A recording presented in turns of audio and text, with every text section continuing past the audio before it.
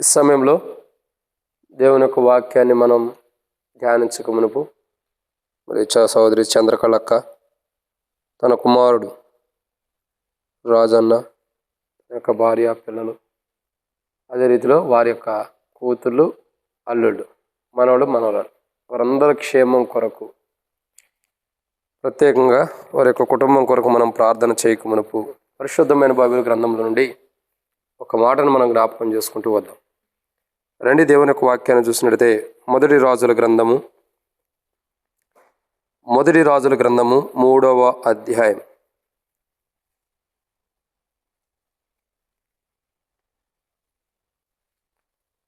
మొదటి రాజుల గ్రంథము 3వ అధ్యాయము 26వ వచనం.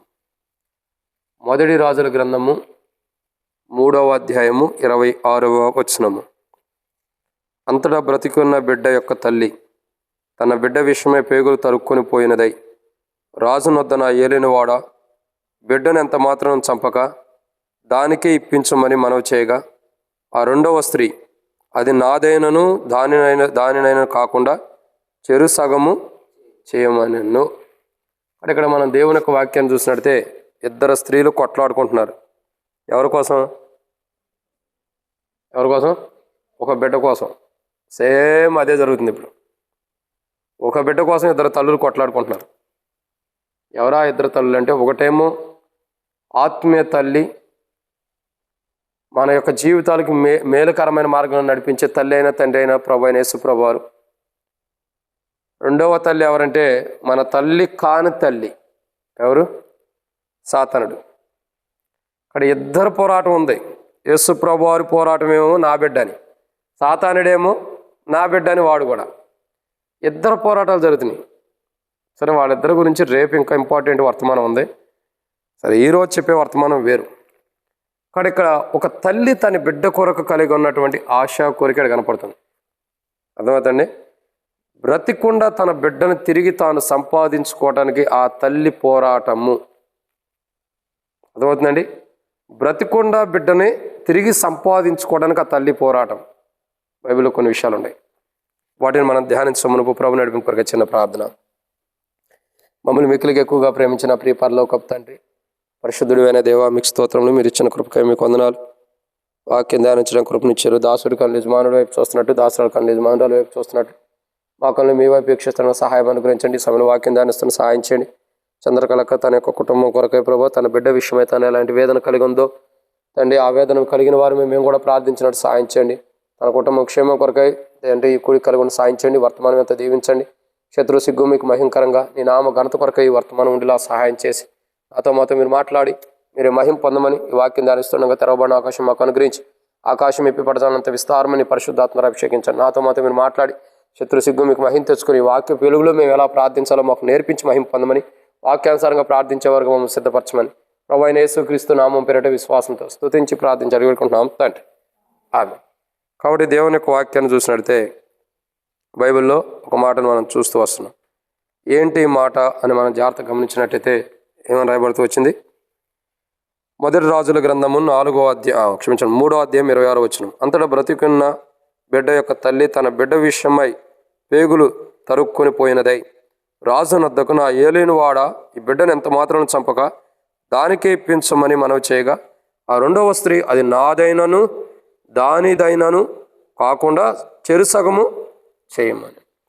ఇక్కడ మనం గమనించాల్సినటువంటి కోణము ఏంటి మాట అంటే, మొట్టమొదటిగా వాస్తవానికి బ్రతికొండ బిడ్డ విషయమే తల్లి పోరాటము. అది రేపు చూస్తాం. ఇప్పుడు చూసేటటువంటి ఒక మాట ఏంటంటే బ్రతికి ఉన్నటువంటి బిడ్డ, బ్రతికున్నటువంటి ఆ బిడ్డ తల్లికి జరిగిన అన్యాయం, లేదా ఆ తల్లికి జరుగుతున్న అన్యాయం. అర్థమవుతుందండి? బ్రతికి ఉన్న బిడ్డ యొక్క తల్లికి జరుగుతున్న అన్యాయము. 5 విషయాలు చూడవచ్చు మనం దాంట్లో. మొదటి మాట రండి, మొదటి రాజుల గ్రంథము 3వ అధ్యాయం 19వ వచనం. మొదటి రాజుల గ్రంథం 3వ అధ్యాయం 19వ వచనం.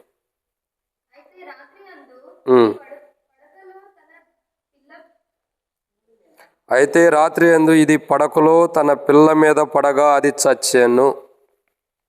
కాబట్టి మొట్టమొదటిగా మనం చూస్తున్నటువంటి మాట ఏం రాయబడుతూ వచ్చిందంటే, వాస్తవానికి ఇద్దరు తల్లులు ఒకే ఇంట్లో ఉన్నారు.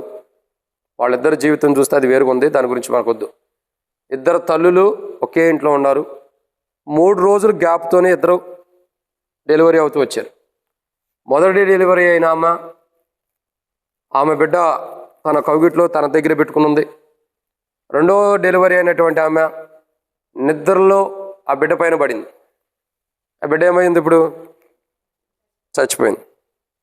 ఇక్కడ మొదటి కోణం చూస్తున్నట్లయితే, ఒక మాట మనం జాగ్రత్తగా అర్థం చేసుకున్నట్లయితే, మొదట కనిన తల్లి ఏం చేస్తుంది? తన బిడ్డని మొదట ఒక బిడ్డకు జన్మనిచ్చింది.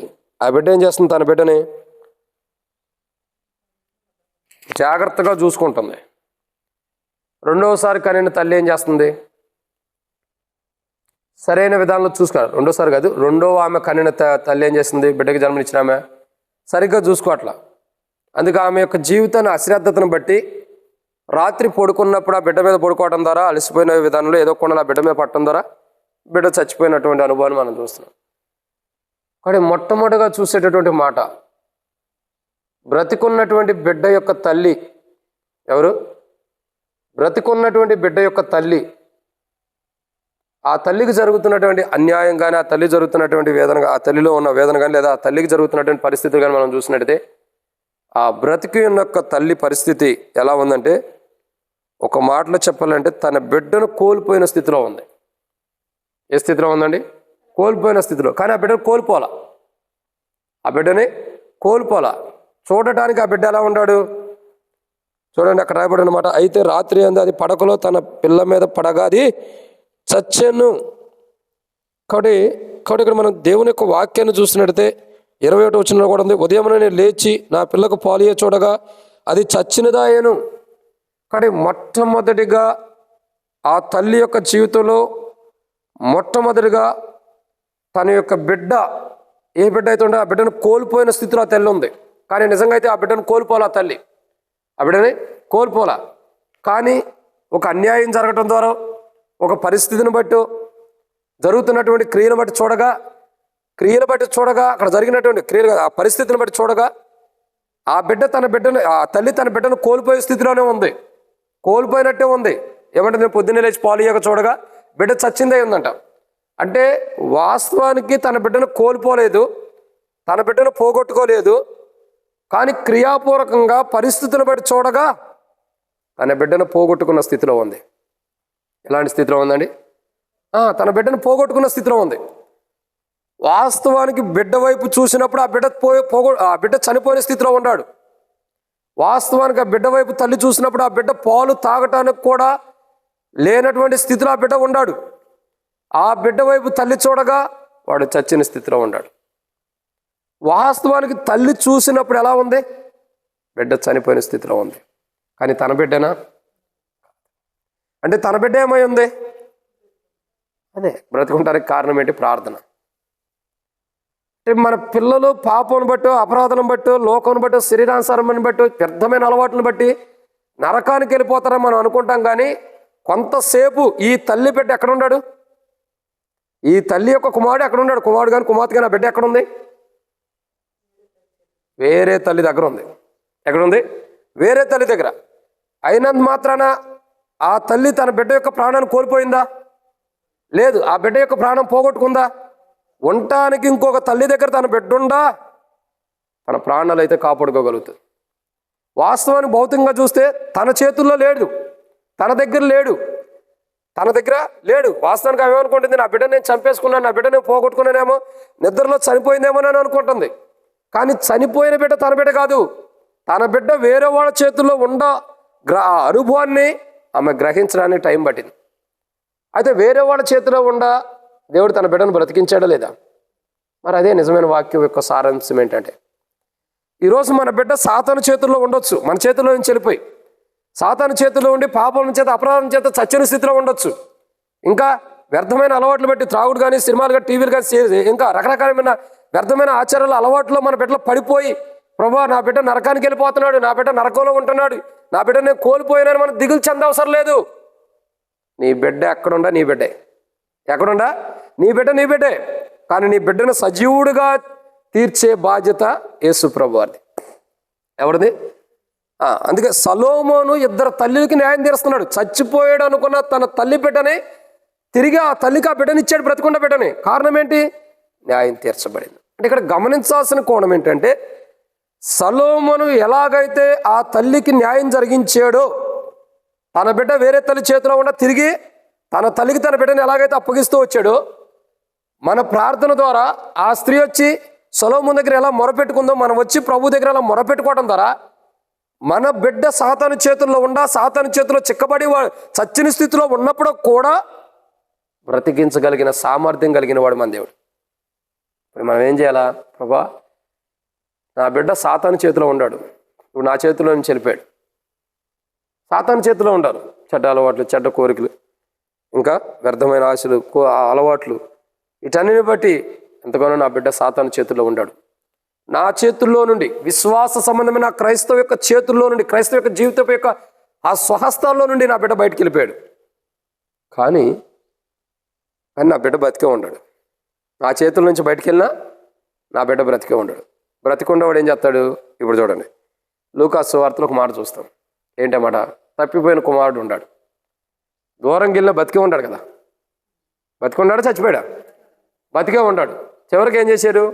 పొట్టు తినే టైంలో గుర్తొచ్చింది. అంతా పోగొట్టుకున్నాడు, ఆస్తి ఐశ్వర్యం అంతా తండ్రి దగ్గర నుంచి తీసుకెళ్ళింది మొత్తం పోగొట్టుకున్నాడు. చివరికి ఏమయ్యాడు? పొట్టు తింటున్నాడు. పొట్టు తినే టైంలో ఇల్లు గుర్తొచ్చింది. ఇల్లు గుర్తొచ్చినప్పుడు ఏం చేశాడు? తిరిగి ఇంటికి వచ్చాడు. ఇంటికి వచ్చినప్పుడు తండ్రి చేర్చుకోలేదా? చచ్చిన శవాన్ని చేర్చుకున్నాడా? బ్రతికున్న బిడ్డను చేర్చుకున్నాడా? మరి అదే విశ్వాస సంబంధమైన జీవితం. అదే ఎక్కడుండో పొట్టు తిన్నా, జూదం ఆడినా, ఏది చేసినా బిడ్డ సజీవుడిగానే ఉన్నాడు. కానీ ఆ బిడ్డని తాను చేసిన తప్పేంటో పొట్టు తినేటట్టు దేవుడు చేసి, క్షమించండి, పొట్టు తినే దగ్గరకు ప్రభు నడిపించి, తినేటట్టు కాదు, తినే చోటకు ప్రభు నడిపించి ఆ బిడ్డకి మారు మనసునిప్పించి అక్కడ ఒక ఆలోచన కలుగు చేసి, అతనిలో ఒక ఆలోచన కలిగి ఉండటం ద్వారా నువ్వు చచ్చిన స్థితిలో లేవురా నాయనా, నువ్వు బ్రతుకుండావని చెప్పి తనకు ఒక ఆలోచన దేవుడు పుట్టించి ఆ వ్యక్తిని తిరిగి మరలా తన ఇంటికి చేర్చుకున్నాడు. ఏం జరిగింది అప్పుడు? తండ్రి చచ్చిన శవాన్ని దగ్గర పెట్టుకు ఏడ్చాడా? బ్రతుకున్న కుమారుని దగ్గర తీసుకుని అతని భుజాల మీద సంతోషంగా ఆనందభరితుడు ఉంటాడా? ఎక్కడుండా నీ బిడ్డే. కానీ ప్రభు నీ బిడ్డ దారి తప్పినప్పుడు అతన్ని సరిచేసి నీకు అప్పగించే బాధ్యత ప్రభుది. అది ఈ వాక్యం యొక్క సారాంశం. ఎక్కడుండా నీ బిడ్డల్ని దారి తప్పిపోయి లోకంలో లోకానుసారంగా పడిపోయినప్పటికీ వ్యర్థమైన వాటిపై మనసు వెళ్ళి వాటిని గణపరుస్తూ వాటిని ఆరాధిస్తున్నప్పుడు కూడా ఏదో ఒక రోజు దేవుడు తన సొంత సమయంలో తన సొంత చిత్తంలో నీ పట్ల న్యాయం జరిగించి మరలా తిరిగి నీ స్వహస్తాల్లో ఆయన రక్తంతో కడగబడిన అనుభవంలో తీసుకొచ్చేస్తాడు. ఎక్కడుండా పాపంలో పడ్డా, లోకంలో పడ్డా నీ బిడ్డే. కానీ ఆ బిడ్డను మారు మనసు వచ్చేంతవరకు కూడా దేవుడు వేచి ఉంచుతాడు. అప్పటి వరకు మనకు కొద్దిగా వేదన ఉండిద్ది. వాళ్ళ పరిస్థితిని బట్టి, వాళ్ళ పనులను బట్టి, వాళ్ళు చేసే క్రియను బట్టి మనకు కొద్దిగా బాధ వేసిద్ది. కానీ ఆ వ్యక్తి ఒక టైం ఉంది, మారు మనసు టైం దేవుడు తీసుకొచ్చినప్పుడు ఎవడు ఆపటానికి తరం దొరకదు. ఎవరి తరము కాదు. ఆ టైంకి ఆటోమేటిక్గా వాళ్ళంతటి వాళ్ళే మోకాళ్ళ నుంచి ప్రభా నేను పాపం చేశానని ఒప్పుకుని తర్వాత చెబుతాడు, అమ్మ కుమారుడు కానీ, కుమార్తె కానీ, అల్లుడైనా, కోడలైనా, మనవడైనా, మనవరాలైనా అదని మనం కూడా మందిరికి వెళ్దామంటారు. టైం వచ్చింది. వాళ్ళని సజీవుడిగా దేవునికి అప్పగించాలంటే ఆ తల్లి సొలొమోను రాజు దగ్గరికి వెళ్ళి ఎలా నా బిడ్డ అని మొరపెట్టుకుందో అలా మనం మొరపెట్టుకోవాలి. సొలొమోను రాజు దగ్గరికి ఆ తల్లి బిడ్డను కోల్పోలా, కానీ కోల్పోయిన స్థితిలో ఉంది. బిడ్డ చచ్చిపోలా, కానీ బ్రతికొండ బిడ్డ చనిపోయిన స్థితిలో కనబడుతున్నాడు అక్కడ. కానీ సమయం వచ్చినప్పుడు సొలొమోను తన బిడ్డను తనకిచ్చాడు. గమనించాల్సిన మాట మొదటి మాట ఏంటంటే ఆ పిల్ల చచ్చాను అంటే ఆ బిడ్డ చనిపోయిందని ఆమె అనుకుంటుంది, కానీ తన బిడ్డ బ్రతికే ఉన్నాడు. తన బిడ్డ బ్రతికే ఉంది. ఈరోజు మనం గమనించాల్సిన కోణం ఏంటంటే మన పిల్లలు త్రాగుని బట్టు, రకరకాల అలవాట్లను బట్టు, చెడ్డ కోరికను బట్టు, చెడ్డ స్నేహాన్ని బట్టు నా పిల్లలు నరకానికి వెళ్ళిపోతారని నువ్వు దిగులు పడద్దు. నువ్వు నరకానికి వెళ్ళిపోతారన్న నమ్మకం నీకుంటే నిజంగానే నరకానికి వెళ్తారు. నా బిడ్డలు నరకానికి వెళ్ళిపోతారేమో అని అదే ఆలోచనలు, అదే ఎదలో ఉండకూడదు. అదే ఆలోచనలో ఏదో ఒక రోజు నా బిడ్డ చచ్చిన స్థితిలో అంటే పాపాల చేత, అపరాధం చేత చచ్చిన స్థితిలో ఉన్న నా బిడ్డని ప్రభు తిరిగి లేపి నా చేతికి ఇస్తాడన్న శుభప్రదమైన నిరీక్షణతో మనం ఉండాలి. ఇప్పుడు మనం దేని కొరకు ఎదురు చూడాలా? దేని కొరకు ఎదురు చూడాలి? అపోస్తలుడైన పౌలు ఎఫెసీయులకు రాసినటువంటి పత్రిక, అపోస్తలుడైన పౌలు ఎఫెసీయులకు రాసిన పత్రిక 2వ అధ్యాయం మొదటి 2 వచనాలు. మొదటి వచనమే, మీ అపరాధముల చేతను పాపముల చేతను మీరు చచ్చిన వారై ఉండగా ఆయన మిమ్మల్ని క్రీస్తుతో కూడా. చూసారా, ఇక్కడున్న తల్లి ఏమనుకుంటుంది? నా బిడ్డ చచ్చిపోయాడు అనుకుంటుంది, నా బిడ్డ చనిపోయాడు అనుకుంటుంది. కానీ దేవుడు ఏం చేశాడు? క్రీస్తుతో కూడా బ్రతికించాడు. ఎంత గొప్ప ధన్యత! చచ్చిపోయాడు అనుకున్న బిడ్డను ఎక్కడ బ్రతికించాడు దేవుడు? క్రీస్తులో బ్రతికించాడు. ఇప్పుడు అర్థమైందండి? మన బిడ్డ పాపముల చేత చచ్చిపోయి ఉండొచ్చు, అపరాధముల చేత చచ్చిపోయిన స్థితిలో ఉండొచ్చు, కానీ ప్రభు ఏడ బ్రతికిస్తున్నాడు వాళ్ళని? ఒకప్పుడు మనం కూడా అదే స్థితిలో ఉండాం. ఇప్పుడు మన పిల్లల్ని చూస్తే మనకింత వేదన ఉంది. మనల్ని చూసినప్పుడు మన తల్లిదండ్రులకి పరమ తండ్రి యేసు ప్రభు వారికి ఎంత వేదన ఉండిద్దో. ఇప్పుడు మారేం కాబట్టి ఇప్పుడు ఆయన సంతోషం ఉంది. మారిన ఇప్పుడు జీవితం మారలేదండి. కొంతమంది మారిన రక్షణ మార్మూస్ బాప్తిసం తీసుకున్న అదే స్వభావం, అదే జీవితం. ఇక వాళ్ళని బట్టి ఎప్పుడూ ఆయన రోధిస్తూనే ఉంటాడు, వేదంతోనే ఉంటాడు. సరే, ఆ సంగతి మనకు అనవసరం. నరకానికి వెళ్ళే వాళ్ళు ఎట్టయినా వెళ్తారు, వాళ్ళ గురించి మనం ఆలోచించవద్దు. మనమన్నా పరలోక రాజ్యానికి వెళ్ళాలి. ఇక్కడ గమనించాల్సిన కోణం ఏంటి? అది చచ్చినదై ఉండే. కానీ చచ్చినటువంటి బిడ్డను ఎక్కడ బ్రతికించాడు దేవుడు? మొదటి రాజుల గ్రంథం 3వ అధ్యాయంలో చనిపోయిన బిడ్డ. ఎఫెసీయులకు రాసిన పత్రిక 2వ అధ్యాయం మొదటి వచనంలో క్రీస్తుతో బ్రతికిన అనుభవాన్ని మనం చూస్తున్నాం. ఈ రెండింటి సుదీర్ఘమైన సంబంధం ఉందని అర్థం. సో మన బిడ్డలు ఇప్పుడు పాపంలో పడిపోయారు అని చెప్పి మనం దిగులు చెందొద్దు. ప్రభా, నువ్వు ఏ రోజు నీలో బ్రతికిస్తావు వారిని, ఏ రోజు వారిని సజీవుడిగా చేసి నాకు అప్పగిస్తావో ఆ రోజు కొరకు నేను ఎదురు చూస్తున్నాను ప్రభా. నేను చేయాలా? ఆ రోజు కొరకు మనం ఇప్పటి నుండి ఉపవాస ప్రార్థన, ఏ ప్రార్థన అయితే ప్రార్థన చేసుకుంటూ ఎదురు చూడాలి. ప్రభా, నా బిడ్డ చచ్చిపోయిన స్థితిలో ఉన్న నా బిడ్డ. కానీ ఆ తల్లి నిజంగా అంటుంది, తన బిడ్డ చనిపోయాడు అనుకుంటుంది, కానీ లేదు, తన బిడ్డ సజీవుడుగా ఉన్నాడు. చచ్చిపోయాడన్న ఆలోచన తనకుంది, కానీ తిరిగి తన బిడ్డను తనకు అప్పచెప్పావు. ప్రభా, నా బిడ్డ కూడా పాపం చేత అపరాధం చేత చచ్చిన స్థితిలో ఉండాలి. తిరిగి నాకు క్రీస్తులో బ్రతికించి నాకు అప్పచెప్పు ప్రభు అని మనం ప్రార్థన చేస్తే వండర్ఫుల్గా ప్రభు తన కలువరి శిలువ రక్తం ద్వారా వారిలో ఒక నూతన కార్యం పుట్టించి, నూతన ఆత్మను పుట్టించి, వారి జీవితంలో ఒక రక్షణ, పాపలు ఒప్పుకునే స్వభావాన్ని పుట్టించి, వారి జీవితాన్ని మార్చి తిరిగి వారిని మన చేతులకు అప్పచెబుతాడు ప్రభు. గుర్తుపెట్టుకుని మన బిడ్డ చనిపోలా, మన కుటుంబీకులు చనిపోలా, పాపను అపరాధం చేసి చచ్చిన స్థితిలో ఉంటారు. కానీ బ్రతికించే మార్గం ఎవరిది? దేవుడే. అది క్రీస్తులో బ్రతికిస్తున్నాడు. అది ఎంత గొప్ప ధన్యత! పాపంలో చచ్చిపోయిన వారు, లోకంలో చచ్చిపోయిన వారు క్రీస్తులో బ్రతుకుతున్నారు. ఎంతో గొప్ప ధన్యత. కాబట్టి ఆ ధన్యత కొరకు మనం ఏం చేయాలా? ప్రార్థన చేయాలి. కానీ ఆ తల్లి అనుకుంటుంది, ఆ తల్లి జీవితంలో చూస్తే నా బిడ్డ చచ్చిపోయాడన్న విధానంలో ఉంటుంది. అంటే ఆమెకు అన్యాయం జరిగినట్టు అనిపిస్తుంది, కానీ అది న్యాయపూర్వకంగా ఓ రోజు నిజమైంది అంటే రుజువుపరచబోతుంది. కాబట్టి దాని కొరకు మనం ప్రార్థన చేయాలి. 2 మొదటి రాజుల గ్రంథం 3వ అధ్యాయం 20వ వచనం. మొదటి రాజుల గ్రంథం 3వ అధ్యాయం 20వ వచనం.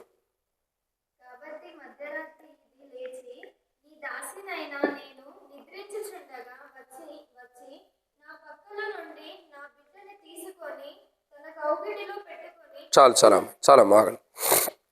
ఇక్కడ 2వ కోణం చూస్తున్నాం. ఇక్కడ ఏంటి? 2వ మాట ఏంటంటే, మొట్టమొదటిగా బ్రతికొండ బిడ్డ తల్లికి జరుగుతున్నటువంటి పరిస్థితులు అనుకోవచ్చు, లేదా ఆమె జీవితంలో జరుగుతున్నటువంటి పరిస్థితులు అనుకోవచ్చు, లేదా ఆమెకు జరుగుతున్న అన్యాయం అని కూడా మనం చెప్పవచ్చు, లేదా ఆమె జీవితంలో జరుగుతున్న పరిస్థితులు. మొదటిగా బ్రతికున్న బిడ్డ యొక్క తల్లి జీవితంలోకి వచ్చిన పరిస్థితులు చూడగా, బ్రతికున్న బిడ్డ యొక్క తల్లి జీవితంలోకి వచ్చిన పరిస్థితులు చూడగా, మొదటిగా ఆ బిడ్డ చచ్చిన స్థితిలో ఉంది, కానీ చనిపోలా, క్రీస్తుతో కూడా బ్రతికించబడదు. రెండోదిగా, నా ప్రక్కలో నుండి నా బిడ్డను తీసుకొని, ఎక్కడి నుండి తీయబడింది? ప్రక్కలో ఏం చేయబడుతుంది? నా ప్రక్కలో నుండి నా బిడ్డను తీసుకొని. ఇక్కడ 2వ కోణం ఏంటంటే, దేవుని బిడ్డలనే సాతాను తీసుకునేది, సాతాను బిడ్డలను సాతాను తీసుకోదు. ఇప్పుడు మీరు అర్థం చేసుకోండి, చంపుకుందా ఒక తల్లి అయితే చచ్చిపోయిన తన బిడ్డను దగ్గరికి తీసుకుంటుందా, లేకపోతే బతుకుండవాడిని తీసుకొచ్చి పెట్టుకుంటుందా? చచ్చినవాడిని ఏం చేస్తుంది? తీసుకెళ్ళి ఇంకో తల్లి దగ్గర పెట్టి బతుకుండవాడిని ఆమె దగ్గర పెట్టుకుంటుంది. సాతాను స్వభావం అంతే. దేవుని బిడ్డలు ఎప్పటికీ బ్రతికుండేవారు. వాళ్ళని తీసుకొచ్చి తన దగ్గర పెట్టుకునేది. అర్థమవుతుందండి? చచ్చిన స్థితిలో ఉన్నవారిని వదిలేసిద్ది. ఆ చచ్చిన స్థితిలో ఉన్నవారిని యేసు ప్రభు వారు బ్రతికిస్తాడు. సాతాను చేతుల్లో ఉన్నవారిని కూడా ప్రభువే బ్రతికిస్తాడు. అది ప్రభు యొక్క గొప్పతనం. సాతాను తనలో చంపేసుకున్న వారిని ప్రభువే బ్రతికిస్తున్నాడు. దేవుని బిడ్డలు అయి ఉండి సాతాను యొక్క ఏమంటున్నారు, సాతాను ఏ దేవుని బిడ్డలు అయితే ఉంటారో ఆ బిడ్డలను సాతాను తీసుకున్నా ఆ బిడ్డలను కూడా దేవుడు బ్రతికించుకుంటున్నాడు యేసు ప్రభు ద్వారా. ఇక్కడ గమనించాల్సిన కోణం ఏంటంటే, ఎన్నో మాట ఇది? రెండో మాట ఏంటి? ఈ మాట ఏంటంటే, నా బిడ్డను తీసుకొని. మన బిడ్డను ఎవరు తీసుకున్నారు? కోడలు తీసుకుందా? కొంతమంది ఉండాలండి కోడళ్ళు తీసుకునే కోడళ్ళు లేరు. కన్నా బిడ్డలను తీసుకునే కోడలు లేరా? మనం కుమారుడు జన్మనిచ్చామనుకోండి, మన బిడ్డను తీసుకోదా కోడలు? ఖచ్చితంగా తీసుకునేది. తీసుకుందంటే అర్థం ఏంటి తెలుసా? 2 పొయ్యిలు పెట్టిద్ది, రోజు గొడవాడిద్ది, వేరే కాపురం పెట్టిందంటే నీ బిడ్డను తీసుకున్నట్టే. ఏం చేసినట్టు? నీ బిడ్డను తీసుకుందని అర్థం. నువ్వు కని పెంచిన బిడ్డను ఏం చేస్తుంది అంటే, ఇక్కడ కోడలు సాతానులని కాదండి, తప్పుగా అర్థం చేసుకునేవాళ్ళు. కోడలు సాతానులు కాదు, అత్తలు అసలు దెయ్యాలే కాదు, అందరూ మంచివాళ్ళే. కాబట్టి మళ్ళీ అదో తప్పు ఉండేది ఎందుకు? కాబట్టి దేవుని యొక్క వాక్యాన్ని చూసినట్టు అందరూ మంచివాళ్ళమే, ఏ భేదం లేదు, అందరూ మంచివాళ్ళమే. కానీ ఇక్కడ గమనించాల్సిన కోణం ఏంటంటే, ప్రక్కలో ఉన్న బిడ్డను సాతానుడు తీసుకుంటున్నాడు. అంటే ఎప్పుడైనా గుర్తుపెట్టుకోండి, ఒక వ్యక్తి దేవుని బిడ్డగా చేయబడితే ఆ వ్యక్తిని ఖచ్చితంగా సాతానుడు శోధించి తనలోకి తీసుకోవడానికి ప్రయత్నించింది. యేసు ప్రభు వారి యొక్క జీవితం చూస్తున్నాం. గత 40 వారాలు ధ్యానిస్తామని చెబుతూ వచ్చాం. ఇప్పటికే 38 వారాలు ధ్యానించాం యేసు ప్రభు వారి యొక్క ఉపవాస ప్రార్థన. యేసు ప్రభు వారు ఎవరు? దేవుని కుమారుడు. యెషయా గ్రంథం 53 అధ్యాయం 2వ వచనం ఉంది యెషయా గ్రంథంలో. ఆయన ఎవరు? దేవుని కుమారుడు. మరి మత్తయి సువార్త నుండి యోహాను సువార్త వరకు మనిషి కుమారుడు అనగా దేవుని కుమారుడుగా కూడా ఆయన పిలువబడుతూ వచ్చాడు. మరి ఆయన దేవుని కుమారుడే కదా, అవునా కదా? సాతానుడు ఏం చేస్తున్నాడు? మరి ఆయన్నే శోధిస్తుంది. ఎవరిని శోధిస్తున్నాడు సాతానుడు? మిగతా వాళ్ళందరిని శోధించాడా? సద్దుకాయలను శోధించాడా? పరిచయులను శోధించాడా? ఎవరిని శోధిస్తున్నాడు? యేసు ప్రభు వారిని. అదే వాడి గుణలక్షణం సాతానుడిది. తన బిడ్డలను ఏం చేయడు, దేవుని బిడ్డలనే తన దగ్గరికి లాక్కుంటాడు. దేవుని బిడ్డల్ని తన దగ్గర లాగేసుకుంటాడు. చూడండి, చాలామంది దేవుని బిడ్డలు రక్షణ మార్మస్ బాప్తిసం పొందిన వాళ్ళు కూడా ఈ లోకానుసరమైన ఆచారాలు, లోకానుసరమైన పద్ధతులు, లోకానుసరమైన వాటిలో పడిపోయి వాటి నుండి విడుదల పొందలేక అయ్యే చేసుకుంటూ వెళ్తారు. కొంతమంది అయ్యే చేసుకుంటూ వెళ్తారు. అంటే ఇక్కడ అర్థం ఏంటంటే, ఇంకా సాధారణ ఏం చేస్తున్నాడంటే వాళ్ళని లోకంలోనికి లాగేస్తున్నాడు, వాళ్ళని తీసేసుకోవడానికి ఇష్టపడుతున్నాడు దేవుని బిడ్డల్ని. అయినా దేవుడు మనకు అండగా కొండగా ఉండాలి అండి, రక్షణగా దేవుడే మనల్ని కాపాడుతాడు. అయితే ఇక్కడ గమనించాల్సినటువంటి రెండవ కోణం ఏంటంటే, నా బిడ్డను తీసుకొని. మన బిడ్డ సజీవుడుగా ఉండ మన బిడ్డని తీసేస్తుంది. 2 తన దగ్గరికి తీసుకుంటుంది. సజీవుడుగా ఉండే బిడ్డని ఏం చేస్తుంది? తన దగ్గరికి తీసుకుంటుంది. ఇక్కడ గమనించాల్సినటువంటి ఒక ప్రాముఖ్యత ఏంటి? ప్రాముఖ్యత ఏంటంటే, మన బిడ్డని పక్కన పడేసి మన బిడ్డని వేరే చోట తన దగ్గర పెట్టుకుని తన బిడ్డను మనకిస్తుంది. ఇక్కడ గమనించాల్సిన కోణం ఏంటంటే, మన బిడ్డను అది తీసేసుకుంటుంది, తన బిడ్డను ఏం చేసుకుంటుంది అన్న తర్వాత. సాతాను యొక్క స్వభావం అదే. దేవుని బిడ్డలను ఏం చేసేది? తనలోకి లాక్కునేది. మనం అంటాం, అయ్యా నా కుమారుడు కొరకు ప్రార్థన చేయి, నా కుమార్తె కొరకు ప్రార్థన చేయి, నా అల్లుడు కొరకు, కోడల కొరకు, మనవడు కొరకు ప్రార్థన చేయి, మనవరాలు కొరకు ప్రార్థన చేయి. వాళ్ళు రక్షించబడాలి. వాళ్ళు దేవుని బిడ్డలు అయ్యి కూడా వాళ్ళు అసలు దేవుని గురించి ఏం తెలుసుకోలేకపోతున్నారు అని మనం చాలా వేదనతో ఉంటాం. గమనించాల్సిన విషయం ఏంటంటే, వాళ్ళు దేవుని బిడ్డలు కాబట్టి సాతానుడు ఏం చేస్తున్నాడు? వాళ్ళని తనలోకి లాక్కుంటున్నాడు. దెయ్యం బిడ్డలు అయితే సాతానుడు ఎందుకు లాక్కుంటాడు? లాక్కోడు కదా. కాబట్టి ఎగ్జాంపుల్ ఒక మాట చెప్తే చూడండి. ఇప్పుడు ఇండియన్ ఆర్మీ ఉన్నారు. ఇండియన్ ఆర్మీ మన యొక్క దేశానికి చివరిలో ఉండి పాకిస్తాన్కి కానీ చైనాకి కానీ ఆ బోర్డర్లో ఉండి పాపం వాళ్ళు యుద్ధం చేస్తూ వస్తారు. మనోళ్ళు ఎవరైనా ఒక సోల్జర్ అనుకోకుండా వేరే దేశానికి చిక్కేయడానికి ఏం చేస్తారు? నువ్వు కూడా చక్కగా సోల్జర్వే మాతో పాటు ఉండంటారా? ఏం చేస్తారు? చిత్రహింసలు పెడతారు, ఫస్ట్ బాధిస్తారు. అంతేనా? నువ్వు కూడా సోల్జర్వే కదా, ఎవరే టైంలో కూర్చో మాతో పాటు అంటారా? బాధిస్తారు. సాతానుడు కూడా ఏంటంటే అదే స్వభావం కలిగిన వాడు. ఇక్కడ ఇండియాలో ఉన్న దాన్ని వేర్లేండి, ఇండియాలో ఉండే సోల్జర్స్ కనికరం కలిగిన వారు కొంత. ఇక పొరుగు దేశాల్లో ఉండేవాళ్ళు అంటే ఇక అది మనం చెప్పలేం. కాబట్టి ఇక్కడ ఎందుకు ఈ మాట చెప్పానంటే, ఈ తల్లి తన కౌగిట్లో తీసుకుంటుంది ఒక బిడ్డని, నిజమైన బిడ్డను పోగొట్టుకుంది. ఏం చేస్తుంది? తన కౌగిట్లో తీసి పెట్టుకుంటుంది. క్షమించండి, ఏం చేస్తుంది? నా బిడ్డ అని చెప్తుంది, నా బిడ్డ అని చెబుతుంది. అంటే తన బిడ్డే, కానీ ఒక రోజు ఏం చేసేది? ఏదో ఒక ఇబ్బంది, ఏదో ఒక గాయపరిచేదుకుంటుంది. ఇక్కడ మనం జాగ్రత్తగా అర్థం చేసుకుంటే, సాతాను దేవుని బిడ్డను లాగేసుకుంటుంది. ఏం చేసేది? లాగేసుకుంటుంది. తన బిడ్డలుగా చేసుకోవడానికి, తనలో ఉండాలని సాతానుడు దేవుని బిడ్డలను ఏం చేసుకుంటుంది? నా బిడ్డని తీసుకుంటుంది, తన బిడ్డగా చేసుకుంటుంది. కానీ ఏ రోజుకైనా దేవుని బిడ్డలు దేవుని బిడ్డలే. కాబట్టి ఈరోజు మనం గమనించాల్సిన రెండో కోణం ఏంటి? ఒకటి, బ్రతికున్నటువంటి బిడ్డ యొక్క తల్లి యొక్క జీవితంలో జరుగుతున్న పరిస్థితులు. మొదటిగా ఆ యొక్క తల్లి యొక్క కుమారుడు చచ్చిపోయాడని అనుకుంటుంది. రెండు, ఆ బిడ్డ తన దగ్గర నుంచి తీసివేయబడుతుంది. మొదట ఆ బిడ్డ చనిపోయిన స్థితిలో ఉంటుంది. రెండు, ఆ బిడ్డ తన దగ్గర నుంచి తీసివేయబడిన స్థితిలో ఉంది. బ్రతికున్నటువంటి బిడ్డ తీసివేయబడినటువంటి స్థితిలో ఉంది. కానీ ఎవరి బిడ్డ? ఆ బిడ్డ తీసేయబడిన ఆ తల్లి బిడ్డే, మరొక తల్లి బిడ్డ అవ్వదు. ఏ రోజుకైనా సాతానుడు మన బిడ్డలను తీసుకున్నంత మాత్రాన సాతాను బిడ్డలు ఎవరు? మన బిడ్డలు. ఎప్పటికైనా మన బిడ్డలు మన బిడ్డలే, దేవుని బిడ్డలు దేవుని బిడ్డలే. అంటే మనం ఏం చేయాలా? ప్రభా, నా బిడ్డని చచ్చిన స్థితిలో, పాపను అపరాధం చేత చచ్చేటటువంటి స్థితిలోకి సాతానుడు తీసుకెళ్ళాడు, నువ్వు బ్రతికించు. నా బిడ్డ బ్రతుకున్నవాడే, కానీ పాపం చేత అపరాధం చేత చచ్చిన స్థితిలో ఉన్నాడు, బ్రతికించు.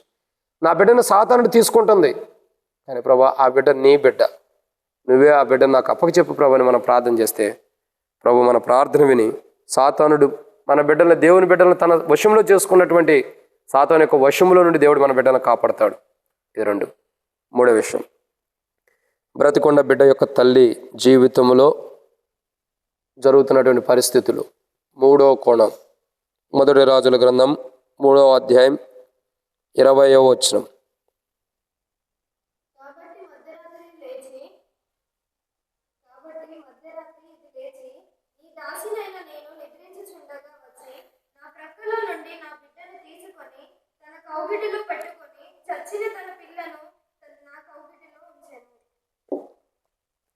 కాబట్టి దేవుని యొక్క వాక్యాన్ని చూసినట్టయితే ఎన్నో మాట ఇది? మూడవదిగా బైబిల్లో రాబడినటువంటి మూడో మాట, బ్రతికున్న బిడ్డ యొక్క తల్లి జీవితంలో జరుగుతున్నటువంటి సందర్భం మూడోది. మొదటిగా ఆ బిడ్డ బ్రతికున్నాడు కానీ చచ్చిన స్థితిలో ఉన్నాడు. రెండు, ఆ బిడ్డ తన కౌగిట్లో లేకుండా బయటికి వేరే వాళ్ళ కౌగిట్లోకి వెళ్ళాడు. క్షమించండి, వేరే వాళ్ళు తీసేసుకున్నారు. మూడవదిగా తన కౌగిట్లో పెట్టుకుందంట. ఎవరు పెట్టుకున్నారు? అసలైన తల్ల, వేరే తల్ల?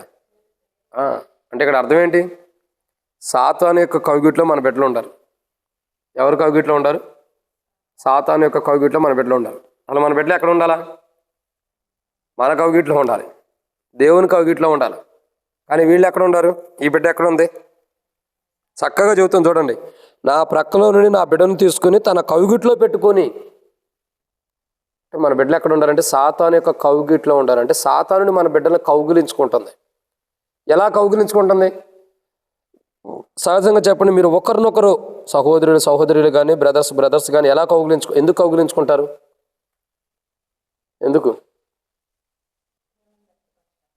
ప్రేమని వ్యక్తపరచడానికి. ఇంకెందుకు కౌగిలించుకుంటాం? ప్రేమేనా? ఓకే. కానీ చాలామంది యొక్క జీవితంలో, సరే మీరు చెప్పిన కూడా చూసినట్టయితే, ప్రేమను వ్యక్తపరచడానికి కౌగిలించుకుంటారండి. ఆ కౌగిట ద్వారా మనకేమొస్తుంది? గొప్ప ప్రేమ. ఒక ఎదుటి వ్యక్తి మనల్ని కౌగిలించుకోవడం ద్వారా వారిలో ఉన్న ప్రేమ మన దగ్గరికి వస్తుంది. వారిలో ఉన్న ఇంకేం చెప్పాలంటే ఆదరణ మనకు వస్తుంది. వారిలో ఉన్న ఆదరణ మనకు వస్తుంది. వారిని బట్టి మనకు ధైర్యం వస్తుంది. వారిని బట్టి మనకు నిద్ర కూడా వచ్చింది, ధైర్యం వస్తుంది. ఇంకా చాలా వస్తాయి.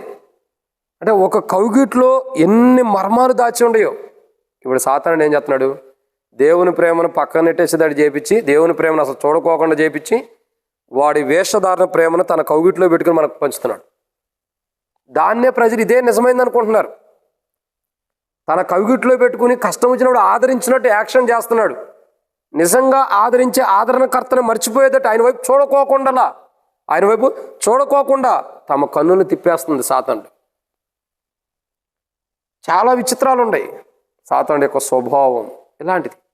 తన కౌగిట్లో దేవుని బిడ్డలను పెట్టుకుని ఆ దేవుని బిడ్డలు దేవుని వైపు చూడకోకుండా, ఆ దేవుని బిడ్డలు దేవుని ప్రేమను పొందుకోకుండా, ఆ దేవుని బిడ్డలు దేవుని ద్వారా ఆదరణ పొందుకోకుండా, ఆ దేవుని బిడ్డలు దేవుని యొక్క స్వరూపాన్ని చూడకోకుండా సాతానుడు ఏం చేస్తున్నాడు? తన కౌగిట్లో పెట్టుకుంటున్నాడు. అయినా మనం బాధపడాల్సిన విషయం లేదు. అదేంటి బ్రదర్, సాతానుడు మన బిడ్డల్ని తన కౌగిట్లో పెట్టుకున్నప్పుడు మనం ఎందుకు బాధపడకూడదంటే, మనం ప్రార్థన చేయాలి. బాధపడి మనం ఏం చేస్తాం? నువ్వు బాధపడినంత మాత్రం నీ బిడ్డకు సాతాను కౌగిట్లో నుంచి బయటకు వచ్చేస్తాడా? సాతానుడి కనికరం లేని వాడే సాతానుడు. సాతానుడికి కనికరమే లేదు.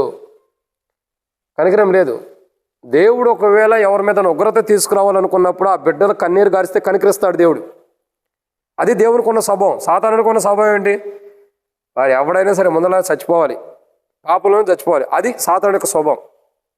ఇక సాతానుడు కనికరం చూపని వాడు, దేవుడు మహోన్నతమైన కనికరం చూపగలిగిన వాడు. వాడికి మన దేవుడికి చాలా వ్యత్యాసం ఉంది.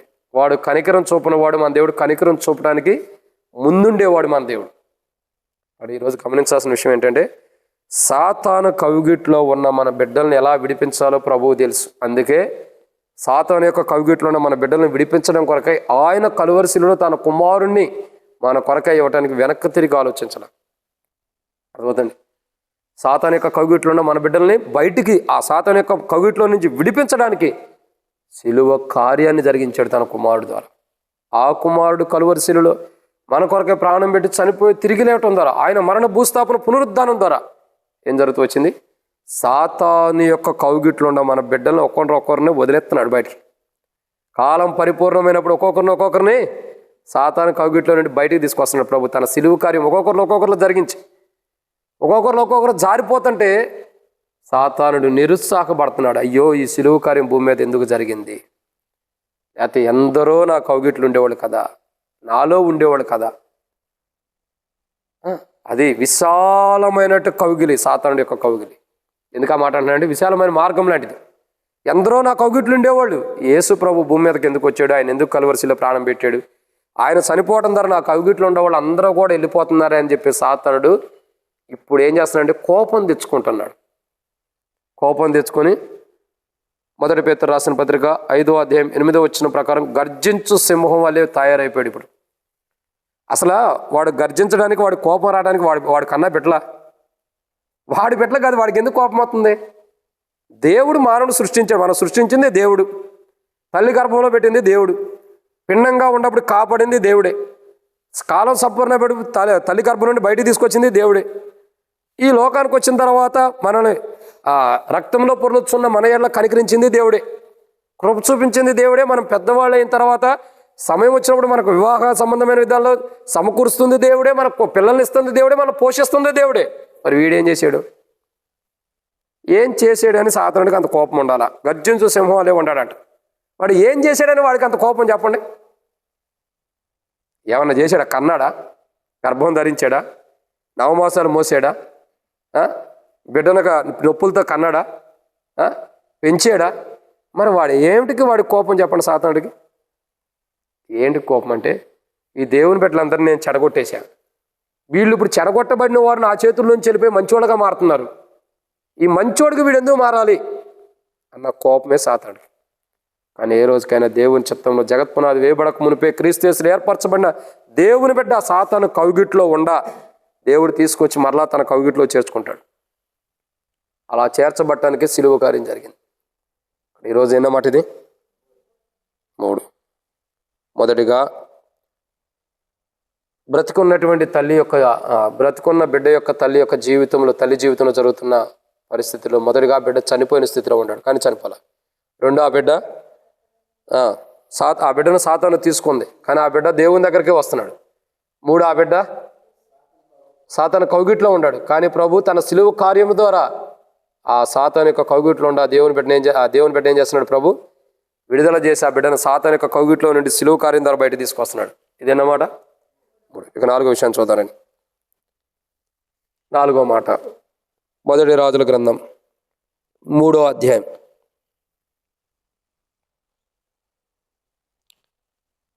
మొదటి రాజుల గ్రంథము 3వ అధ్యాయం 22వ వచనం.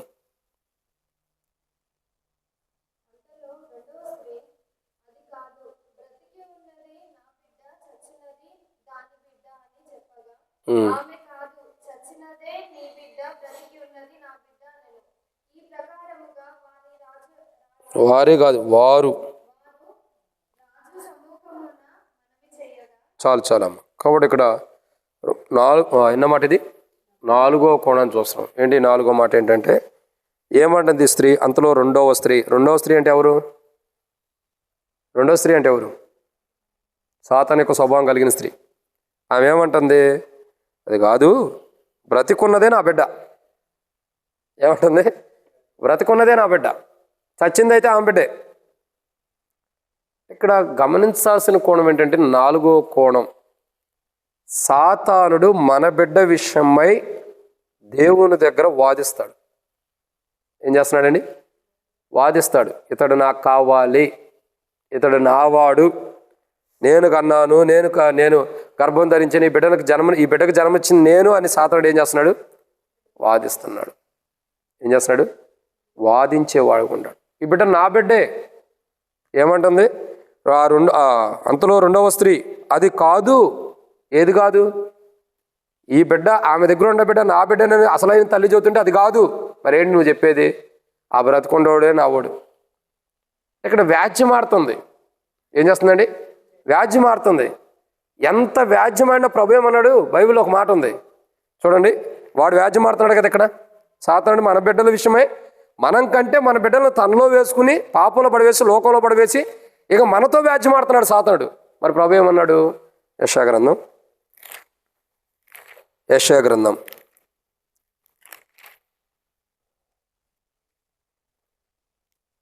43వ అధ్యాయం 26వ వచనం.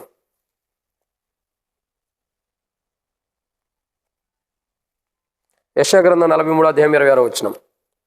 నాకు జ్ఞాపకం చేయము, మనము కూడి వాదింతుము, నీవు నీతిమంతుడుగా తీర్చబడినట్లు నీ వ్యాజ్యమును వివరించుము.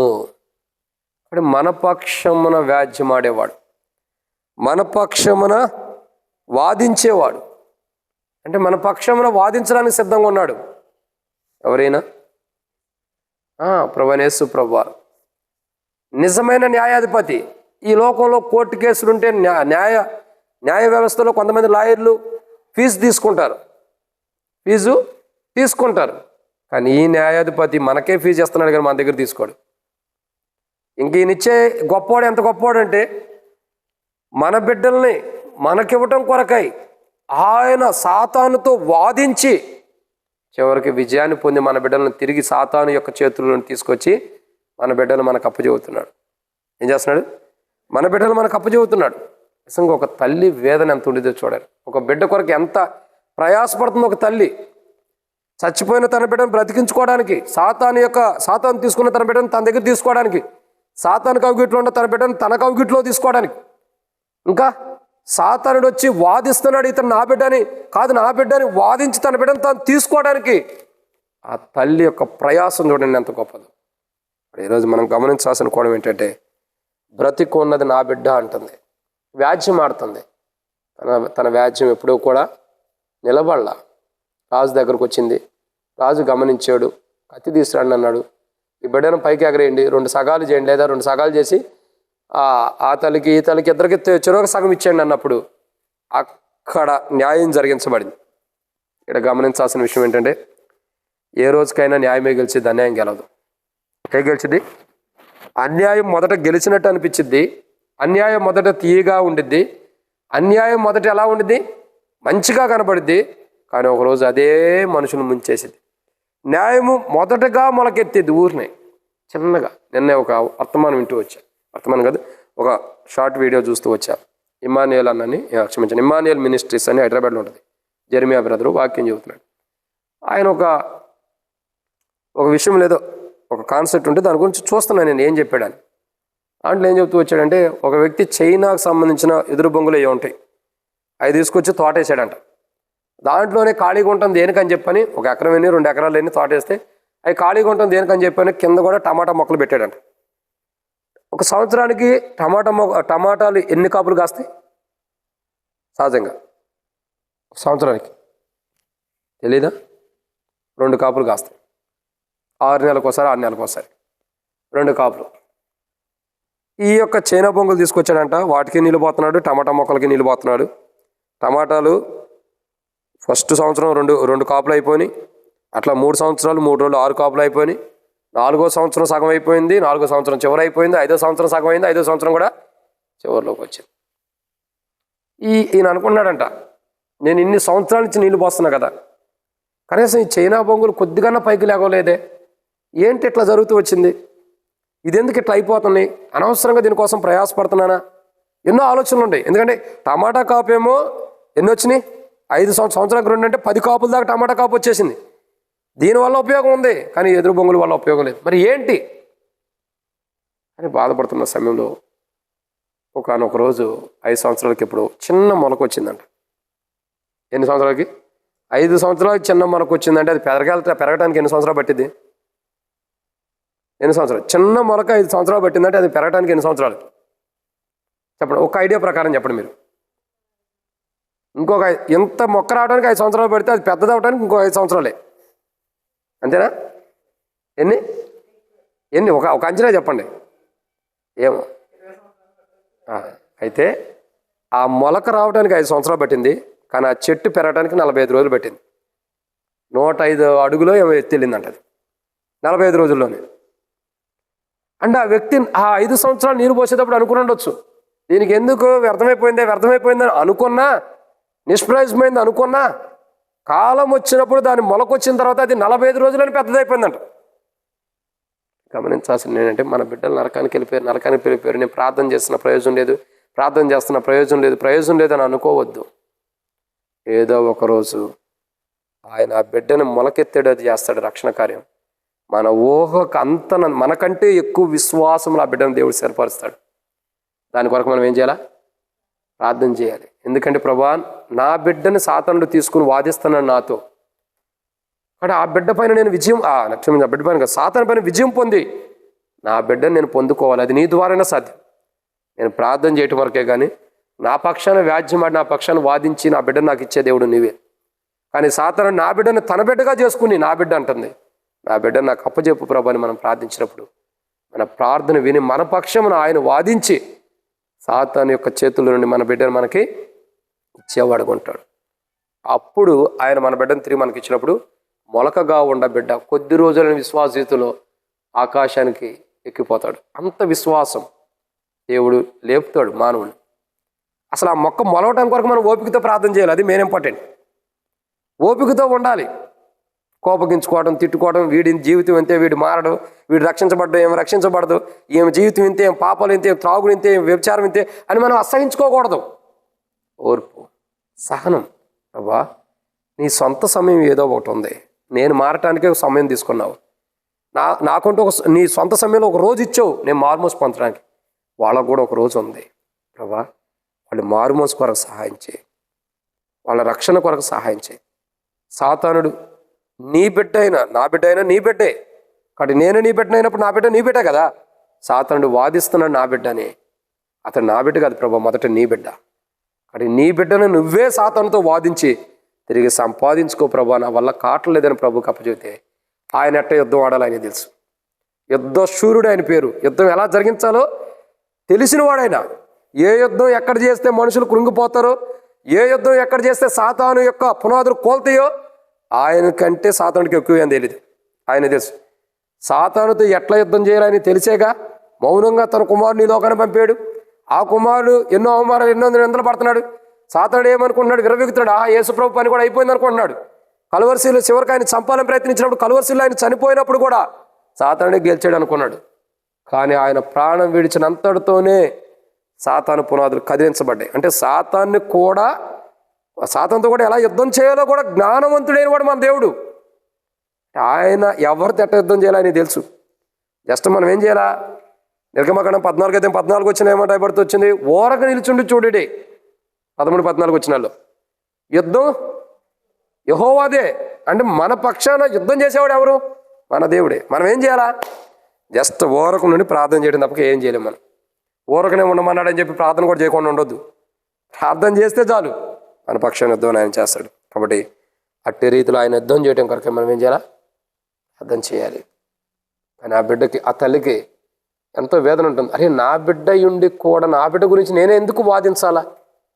అతను నా బిడ్డ కదా అని చెప్పి ఎంతో నిరుత్సాహం ఉండొచ్చు, లేదా ఎంతో బాధతో ఉండొచ్చు, నా బిడ్డ ఏం తిట్టయిపోయాడు. కానీ చివరికి తన బిడ్డ తన కౌగిట్లోకి వచ్చాడు. వాదనలో చివరికి జడ్జిమెంట్ ఏమొచ్చింది? తన బిడ్డ తన కౌగిట్లోకి వచ్చేసాడు. అలా జరగాలంటే మనం ఏం చేయాలా? జస్ట్ ప్రార్థన చేయడమే, ఏం చేయలేం. ఆ స్త్రీ సొలొమోను రాజు దగ్గరికి వచ్చి మొరపెట్టుకుంది. మనం పరలోకపు సొలొమోను రాజు దగ్గరికి వచ్చి, సొలొమోను కంటే గొప్పవాడైన పరలోకపు సొలొమోను రాజు దగ్గరికి వచ్చి మొరపెడతామే. ఆయన ఖచ్చితంగా ఈ లోకంలో సొలొమోను రాజే తన ఒక తల్లికి న్యాయం తీర్చినప్పుడు, పరలోకంలో ఉన్న సొలొమోను రాజు మన బిడ్డల పక్షమున మనకు న్యాయం తీర్చడా? 100% న్యాయం తీరుస్తాడు ఆయన. జస్ట్ మనం చేయాల్సింది ఒకటే, ఆ తల్లి సొలొమోను దగ్గరికి వచ్చి మొరపెట్టింది, మనం దేవుని దగ్గరికి వచ్చి మొరపెట్టాలి. ప్రభా, నా బిడ్డ సాతానుడు తీసుకుని చంపేశాడు, చచ్చిపోయిన స్థితిలో తీసుకెళ్ళాడు. నా బిడ్డ తను లాక్కున్నాడు, నా బిడ్డ తన కౌగిట్లో పెట్టుకున్నాడు, నా బిడ్డ కొరకై తాను వ్యాజ్యమాడుతున్నాడు తన బిడ్డని, నువ్వే కాపాడు ప్రభా. ఆ తల్లి పట్టుదలే బిడ్డని రక్షించుకోగలిగింది. ఈరోజు మనం అట్టి పట్టుదలతో ఉండాలి. 5వ మాట చూద్దామండి. 1 రాజుల గ్రంథం 3వ అధ్యాయం.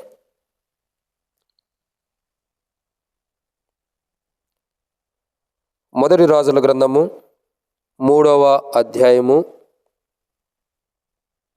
17వ వచనం.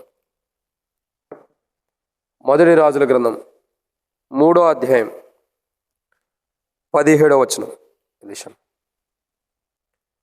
1 రాజుల గ్రంథం 3వ అధ్యాయం 17వ వచనం.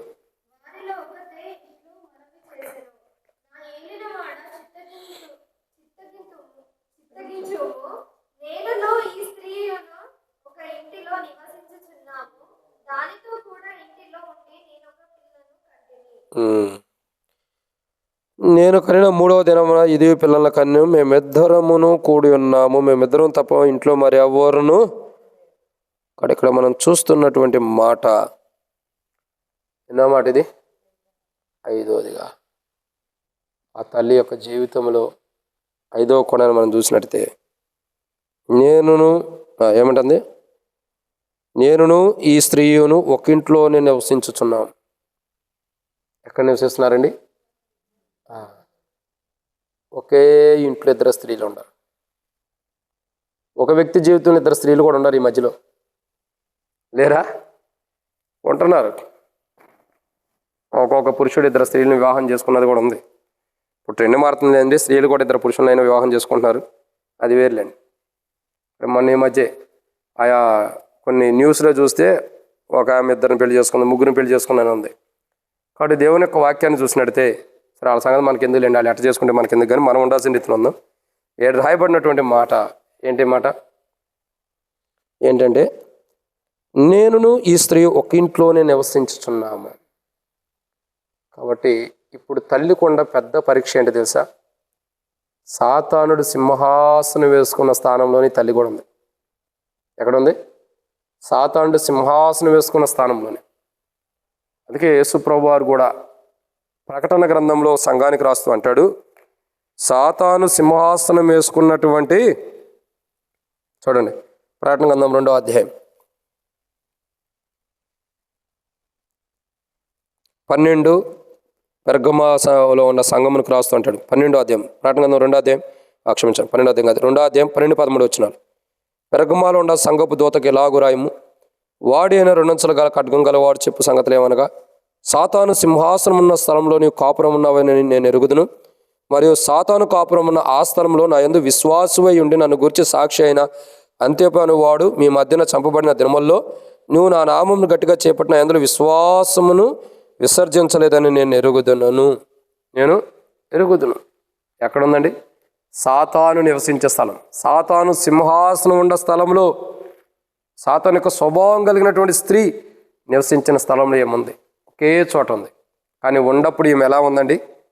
ప్రకటన గ్రంథం 2వ అధ్యాయం ప్రకారం మనం చూసినట్టయితే ఆమె విశ్వాసిగా ఉంటుంది, సాక్షిగా ఉంటుంది, ఆయన నామను గట్టిగా పట్టుకుంది, విశ్వాసమును విసర్జించలేదు. ఏం చేయలేదు? విశ్వాసాన్ని విసర్జించలా. ఎలా ఉంది మరి? విశ్వాసం ఉంది, ఇంకా సాక్షిగా ఉంది, ఇంకా ఆయన నామను గట్టిగా పట్టుకుంది, ఆయనందరి విశ్వాసమును విసర్జించలేదు. ఇప్పుడు ఆమె తనకున్న విశ్వాసం, తనకున్న నమ్మకం, నా బిడ్డ ఏ రోజుకైనా నా దగ్గరకు వస్తాడన్న నమ్మకం, విశ్వాసమే తన బిడ్డను తిరిగి తన చేతిలోకి దేవుడు అనుమతిస్తూ వచ్చాడు సొలొమోను రాజు ద్వారా. ఈరోజు మనం గమనించాల్సింది ఏంటంటే, ఆ తల్లి విశ్వాసమునకు పరీక్ష వచ్చింది. ఒక మాట చెప్పాలండి, ఏమొచ్చిందండి? ఆ తల్లి యొక్క విశ్వాసమునకు పరీక్ష. మరి సాతాను చేతిలో ఉంది, మరి సాతానుకు లోబడిపోయిద్దా? నా వైపు చూసి నా మీద ఆధారపడిద్దని తల్లికి పరీక్ష, విశ్వాసముల పరీక్ష. ఎక్కడ పరీక్ష? విశ్వాసంలోనే పరీక్ష. ఇప్పుడు ఈ విశ్వాస పరీక్షలో తల్లి నిలిచిందా లేదా? అది కావాలి. ఆ తల్లి తన బిడ్డను తిరిగి సంపాదించుకుందంటే అర్థం ఏంటంటే, విశ్వాసం అనే పరీక్షలో నిలబడింది. దేవుడు ఒక్కొక్కసారి మనల్ని సాతాను సింహాసనం వేసుకున్న స్థలంలో నిలబెడతాడు. విశ్వాసం అనే పరీక్షలో మనం నిలబడితే మన వారందరూ తిరిగి మన దగ్గరికి వచ్చేస్తారు. చాలామంది అంటారు, బ్రదర్ మా ఇంటి వాళ్ళందరూ రక్షించబడలేదు, వాళ్ళందరూ ఆ పనులు ఈ పనులు చేస్తూ ఉంటారు, ఐ పనులు ఈ పనులు చేస్తూ ఉంటారు, వాళ్ళు చేసే పనులు నేను కూడా ఉండాలా, వాళ్ళ పండగలకి నేను కూడా వెళ్ళాలా, వెళ్ళకపోతే ఫీల్ అవుతారు బ్రదర్ అంటారు. అక్కడ నిన్ను దేవుడు పరీక్షిస్తున్నాడు. నీ విశ్వాసం వారి మధ్యలో ఎంత ఉండేది, వారి దగ్గరికి నడిపిస్తాడు, వారితో పాటు ఉండేటట్టు చేస్తాడు, వారి ఇంట్లోనే నిన్ను నివసింపజేస్తాడు. కానీ పరీక్షిస్తాడు. అక్కడ నువ్వు ఎలా ఉండావు, అక్కడ కూడా దేవుని కొరకు సాక్షిగా ఉండావా, లేదా లోకంలోనే అందరితో పాటు కలిసిపోతావని పరీక్ష. ఆ పరీక్షలో సువర్ణం వలె తీర్చబడితే దేవుని రాజ్యం నీకు సంపూర్ణంగా ఉండేది. నీ బిడ్డలకు కూడా, నీ పిల్లలకు కూడా ఉండేది, పిల్లలకు ఉండేది, వారి పిల్లలకు కూడా ఉంటుంది. ఎక్కడ? విశ్వాసం అనే పరీక్ష. ఆ తల్లి విశ్వాసం అనే పరీక్షలో ఉంది. కాడు ఏం జరిగింది? పరీక్షలో నిలబడగలిగింది. ఏమైంది? చివరికి తన బిడ్డను తను పొందుకుంది. నీ కుటుంబీకులు ఎంతమంది రక్షణ లేని వారు ఉండా, ఎంతమంది మారుమనసు బాప్తిస్మం యొక్క అనుభవం లేని వారు ఉండా, ఇక్కడ చేరువచ్చిన నీవు ఎవరైనా సరే, ప్రియ సోదరుడు సోదరి, ఒక చంద్రకళ కుటుంబమే కాదు, మన కుటుంబీకులు ఎవరైనా, మన రక్త సంబంధికులు, బంధువులు, స్నేహితులైనా, రక్షణ మారుమనసు బాప్తిస్మం లేని వారు ఎవరైనా సరే, తిరిగి వారిని సంపాదించుకోవాలంటే వారి కుటుంబంలోనే దేవుడు మన సాక్షిగా పెడతాడు. ఒక మాట చెప్పి నేను ముగిస్తాను. భక్సింగ్ గారు తన తండ్రి ఇంటి దగ్గర కూడా సాక్షిగా ఉంటూ వచ్చాడు. తన తండ్రి ఇంట్లోనే సాక్షిగా ఉన్నాడు. ఫస్ట్ ఆరంభంలో భక్సింగ్ గారిని అసహించుకున్నారో, చేదరించుకున్నారో, కాదనుకున్నారో, వద్దనుకున్నారో అయిపోయింది. ఓ రోజు భక్సింగ్ గారు వాక్యం చెబుతుంటేనే భక్సింగ్ గారి తండ్రి మారుమోసి పొందాడంట. నువ్వు నాకు వద్దు అనుకున్న తండ్రి, నువ్వు నమ్మిన దేవుడు నాకు కావాలని మారుమోసి పొందాడు. ఎంత గొప్ప ధన్యత. చాలామంది అంటారు, నాకైతే పూర్తిగా చూడలేదు కానీ భక్సింగ్ గారే తన తండ్రికి బాప్తిసం కూడా ఇచ్చాడంట. చాలామంది అంటారు, నాకు అది పూర్తిగా తెలియదు. ఎంత గొప్ప ధన్యత చూడండి. ఆయన వాక్యం మారుమోసి పొందాడంటే అంతకంటే ధన్యత ఏం కావాలా? వద్దనుకున్న వారి మధ్యలో సాక్షిగా ఉండాడు. నేను నా ప్రభువుని గురించి చెప్పుకోకుండా నేను ఉండలేను, ఒకవేళ ఉండగలిగితే నా ఊపిరి ఆగిపోయినట్టే. సాక్షిగా ఉన్నాడు. తన విశ్వాసం పరీక్ష ఎదురైంది. మొట్టమొదటి లండన్ నుండి ముంబైకి రావడంతోనే తనకు విశ్వాస జీవితంలో పరీక్ష ఎదురైంది. ఆ పరీక్షలో నాకు ప్రభు ఉంటే చాలని నిలబడ్డాడు. ఒకరోజు తన తల్లిదండ్రులు భక్సింగ్ గారిని వద్దనుకున్నారు, కానీ చివరికి తన తండ్రే భక్సింగ్ గారి దగ్గరికి వచ్చి, నీ దేవుడే నా దేవుడని మారుమనసు, ఆయన ద్వారా వాక్యం విని మారుమనసు పొంది బాప్తిసం తీసుకుని అనుభవంలోకి దేవుడు తీసుకొచ్చాడు. విశ్వాసం యొక్క పరీక్ష. ఎవరి పరీక్ష? విశ్వాసం యొక్క పరీక్ష. ఈరోజు మనం విశ్వాసం అనే పరీక్షలో నిలబడాలి. సజీవుడిగా బ్రతుకున్నటువంటి బిడ్డను కోల్పోయిన తల్లి యొక్క జీవితంలో వస్తున్న పరిస్థితులు. ఐదవదిగా విశ్వాసం అనే పరీక్ష. ఆ పరీక్షలో తల్లి ఏం చేసింది? ఎక్కడుండా? సాతాను నివసించే స్థలంలో తాను కూడా నివాసం చేస్తుంది. దేవుడు అట్లా నివసించడానికి అనుమతించాడు. కానీ ఆ స్థలంలో ఎలా ఉంది? సాక్షిగా ఉంది. మనం కూడా అట్లా సాక్షిగా ఉండాలి. అప్పుడే అంటే మనం ఎంత సాక్షులుగా ఉంటామో అప్పుడు మన బిడ్డలను అంతగా తిరిగి మనం పొందుకోగలుగుతాం.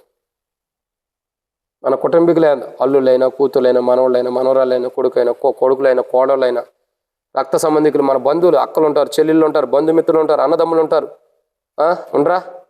ఉంటారు, ఇంకా వదినలు ఉంటారు, మరిదులు ఉంటారు, ఇంకా తోబుట్టులు ఉంటారు, ఎంతోమంది ఉంటారు, ఆడపడుచులు ఉంటారు. వాళ్ళందరినీ తిరిగి మనం పొందుకోవాలంటే ఏం చేయాలా? విశ్వాసం అనే జీవితంలో సాక్షిగా నిలబడాలి దేవుని ఎదుట. అదే నీకు ప్రభు అనుమతిస్తున్న పెద్ద పరీక్ష. ఆ తల్లికి ఎప్పటికైనా దేవుడు ఆ బిడ్డని తిరిగి ఇస్తున్నాడు, కానీ పరీక్షించాడు. తన బిడ్డను తనకి ఇవ్వకమును మనం ఆ పరీక్షలో నిలబడాలి. ఆ తల్లిలాగా ఉండాలి. ఆ తల్లి మొదట బ్రతుకున్నటువంటి బిడ్డ యొక్క తల్లి జీవితంలో జరుగుతున్న పరిస్థితులు, మొదటిగా ఏంటి? ఆ బిడ్డ చనిపోయిన స్థితిలో ఉంది, కానీ చనిపోలే, జీవంగా ఉంది. 2, ఆ బిడ్డను సాతానుడు తీసుకున్నాడు, కానీ తిరిగి దేవుడు ఇవ్వడానికి ఇష్టంగా ఉన్నాడు. 3, ఆ బిడ్డను తన కౌగిట్లో పెట్టుకుంది సాతానుడు, అదే ఆ తల్లి, కానీ తిరిగి తన కౌగిట్లోకి దేవుడు నడిపిస్తున్నాడు. తనతో వాదిస్తుంది, కానీ చివరికి తన పక్షంలో దేవుడు వాదించి వ్యాజ్యం గెలిచేటట్టు చేశాడు. 5వదిగా విశ్వాసం అనే పరీక్షలో ఆమె పరీక్షించబడుతుంది. చివరికి ఆమె విశ్వాసం అనే పరీక్షలో గెలిచింది కాబట్టి తిరిగి తన బిడ్డను తనకి దేవుని కృపలో తన బిడ్డ తనకి ఇవ్వబడుతూ వచ్చింది. ఈరోజు మన బిడ్డలు లోకంలో పాపంలో పడిపోయి వ్యర్థమైన వాటిల్లో ఆరాధన చేస్తూ లోకంలో పాపంలో పడిపోయి ఉంటే వారు మన దగ్గరికి తిరిగి రావాలంటే మనం ఏం చేయాలా? ఆ తల్లి వలె సొలొమోను దగ్గరకు వచ్చి ప్రార్థించినట్టు మనం కూడా ప్రార్థించాలి. ప్రభా, నా బిడ్డే చచ్చిపోయాడు అనుకుంటున్నాం, కానీ ఈ బిడ్డ నా బిడ్డ కాదు, నా బిడ్డ నాకు ఇవ్వు. సాతాను కవిగిట్లో ఉండ నా బిడ్డని, సాతాను చేతిలో ఉండ నా బిడ్డని, సాతాను తీసుకున్నటువంటి నా బిడ్డని, నా బిడ్డ కొరకు సాతాను వాదిస్తున్న నా బిడ్డ నాకు ఇప్పించి నేను సాతాను సింహాసనం వేసుకున్న స్థలంలో ఉండాను, నీ కొరకు సాక్షిగా ఉండేటట్టు స్థిరపరచు. అట్లాంటి ఆ స్త్రీ లాంటి 500 అనుభవం కలిగిన జీవితం మనకుంటే, ఆ స్త్రీ తన బిడ్డను ఎలా తిరిగి సంపాదించుకుందో, ఒక బిడ్డనే సంపాదించుకుంది. మనం అంత విశ్వాసం ఉంటే మన కుటుంబీకులు అందరూ, రక్షణ లేని వారందరూ కూడా ఒకరి తర్వాత ఒకరు రక్షణ అనుభవంలోకి వచ్చి తిరిగి మన బిడ్డల్ని, మన పిల్లల్ని, మన సంతానాన్ని తిరిగి సంపాదించుకోగలం క్రీస్తును. అలా చేయాలంటే ఒకటే మాట, ఆ స్త్రీలాగా సొలొమోను దగ్గరికి వచ్చి మొరపెట్టినట్టు, న్యాయం చేయమని మొరపెట్టినట్టు మనం కూడా ప్రభు దగ్గర వచ్చి, ప్రభా నాకు న్యాయం జరిగించు, నా ఇంటి వారు, నా బంధువులందరికి కూడా రక్షణ దయచేసి వారందరినీ దేవుని సన్ని నడిపించు, ఇదే నువ్వు నాకు చేసే న్యాయం. ఈ న్యాయం చేయ ప్రభు అంటే ప్రభు చేసేవాడికి ఉంటాడు. అట్టి న్యాయం ప్రభు చేయనట్లు ప్రభు మనకు సహాయం చేయను గాక.